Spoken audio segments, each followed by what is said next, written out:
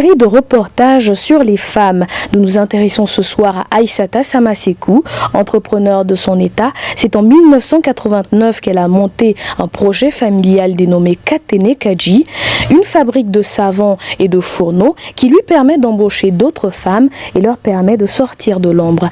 Adam Sissoko est allé visiter leur usine.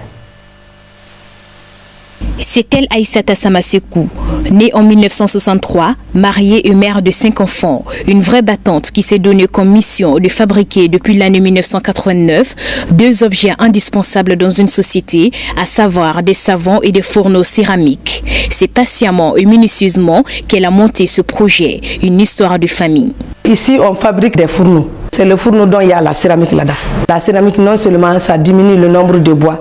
Vous-même, vous savez que la crise de bois, là, les forêts sont en train d'être vides. Donc ça appuie beaucoup.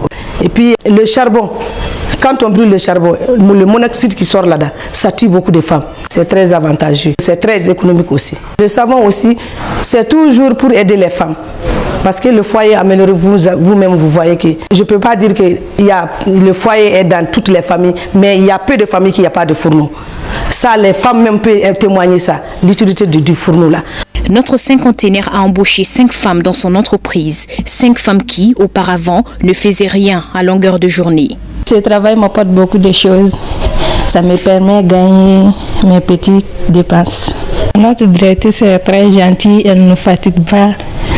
On apprend beaucoup de choses avec elle aussi. Je travaille ici depuis 6 mois. J'adore ce travail. Et puis au lieu de rester à la maison, je préfère venir travailler pour aider mon mari et surtout mes enfants.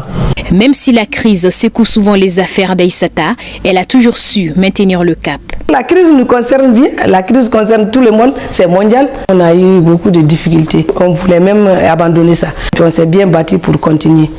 Des filières porteuses créées par une femme pour venir en aide aux autres femmes. Voilà une initiative salutaire et cela doit être une priorité pour celles évoluant dans le monde des affaires.